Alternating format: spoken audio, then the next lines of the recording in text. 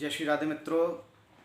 आज हम बात करने वाले हैं पुरुषोत्तम मास के महात्म की तथा पुरुषोत्तम मास क्यों ये हर तीसरी वर्ष पड़ता है, इसके बारे में आज हम चर्चा करेंगे।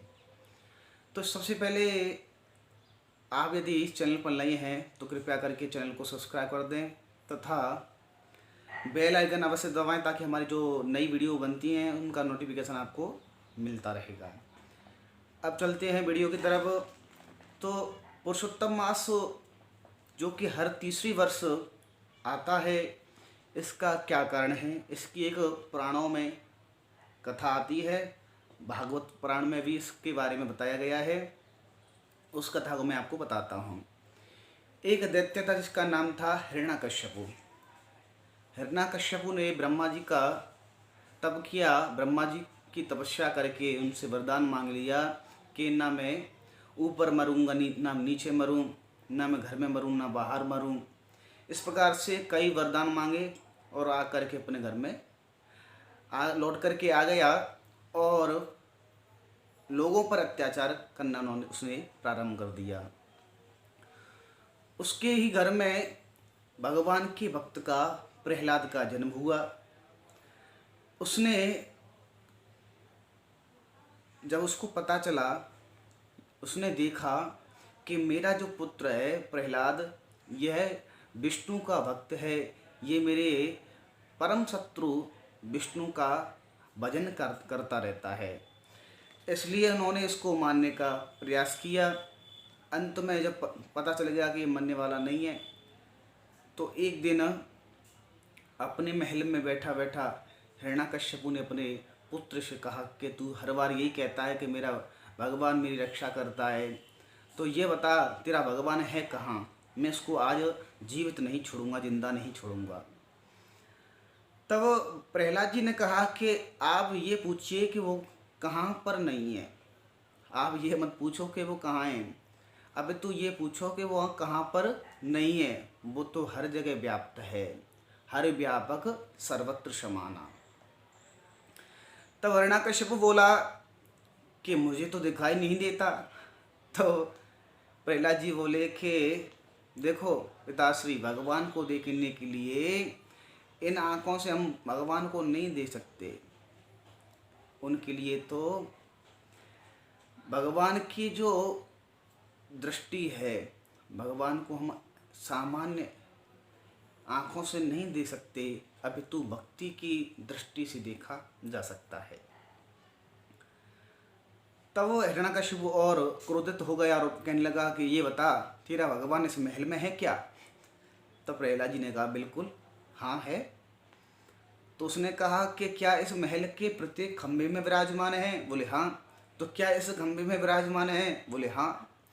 तो प्रहलाद जी से उसका पिता कहने लगा कि तेरा भगवान यदि इस खंभे में विराजमान है तो मैं आज तेरे भगवान को जीवित नहीं छोड़ूंगा। उसने खड्ग निकाली और तलवार को उस खंभे पर प्रहार कर दिया, उसमें से नृसिंह भगवान प्रकट हो गए। नृसिंह भगवान दोपहर में 12 बजे प्रकट हुए, क्योंकि भगवान के जितने अवतार होते हैं वह लगभग 12 बजे ही होते हैं, चाहे वो दिन के 12 बजे हों या रात्रि के 12 बजे हों। अब उसको देख करके सभी लोग भयभीत हैं कि ये कैसा जीव है जिसका शरीर तो मानव की तरह है और उसका मुख सिंह की तरह है, क्योंकि भगवान नरसिंह बन के आए थे। लोग दूर भाग रहे हैं उससे, भगवान से। अंत में भगवान ने देखा कि संध्या काल आ चुका है, तो हिरण्यकश्यपु को उठाया और उठा कर के चारों तरफ देखने लगे कि इसके लिए उत्तम स्थान कौन सा है इसको मारने के लिए।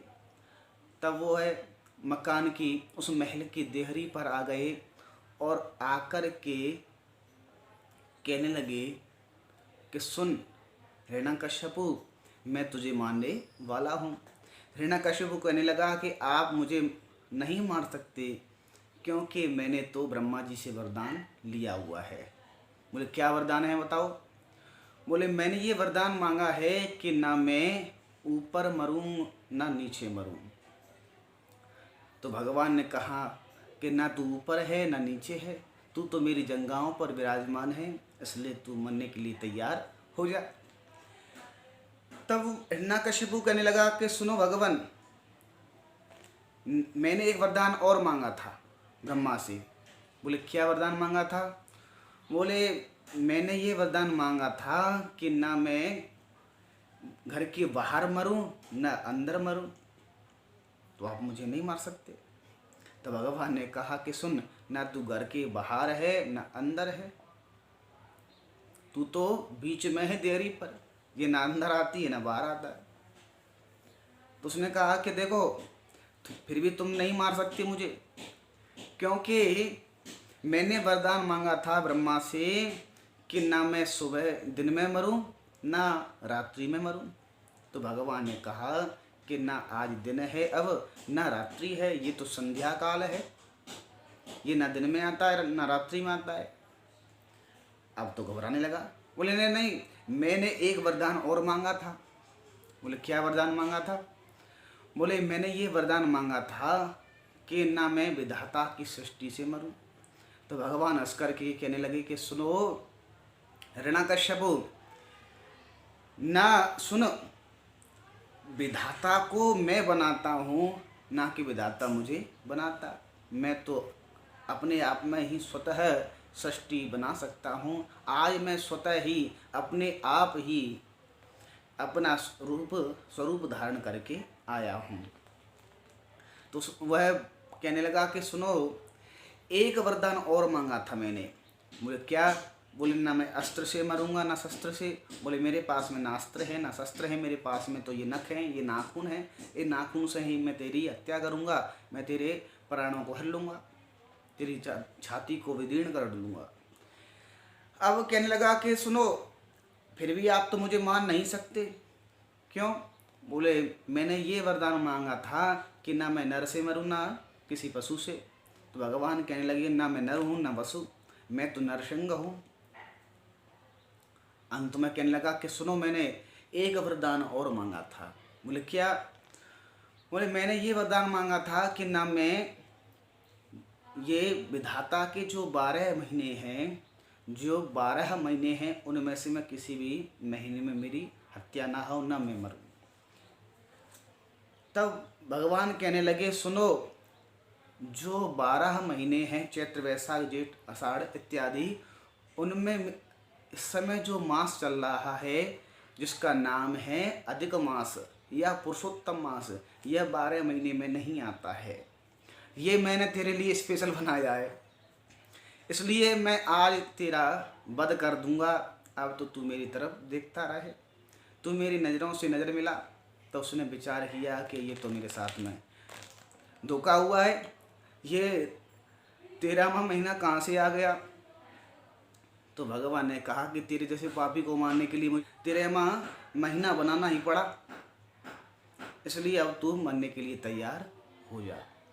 तो देखते ही देखते भगवान ने उसका उद्धार कर दिया। तो इससे यह निष्कर्ष निकला, यह स्पष्ट हुआ कि यदि भगवान को भक्त की रक्षा करनी हो, भगवान को भक्त की रक्षा करनी हो तो अपने नियमों का वो खंडन कर सकते हैं, नियमों को भी तोड़ सकते हैं, परंतु भगवान अपने भक्तों की रक्षा करते हैं, अवश्यमेव करते हैं। इसलिए हमें भगवान पर विश्वास बना करके रखना चाहिए। और महात्मा क्या है इसका? ये जो महीना है, ये मास है, इस महीने में यदि हम पूजा पाठ करेंगे तो इसका 10 गुना फल मिलता है। इसलिए हम लोग देखते हैं कि हर तीसरे वर्ष में ये जब मास आता है तो इस वर्ष में लोग बढ़ चढ़ करके पूजा पाठ करते हैं, अनुष्ठान करवाते हैं, कथा भागवत करवाते हैं। यदि हम पर संभव हो, सामर्थ्य हो तो हम भी इस वर्ष कोई पूजा पाठ अवश्य करवाएं या स्वयं अपना भगवान का भजन करें, ताकि जो फल है वह 10 गुना हो जाएगा। यदि आपको यह वीडियो पसंद आए तो लाइक और शेयर अवश्य ही करें और कमेंट अवश्य किया करें। यदि आप कमेंट करेंगे तो हमें अच्छा लगेगा। तो अब चाहते हैं आपसे विदा, तब तक के लिए जय श्री राधे, जय श्री कृष्ण।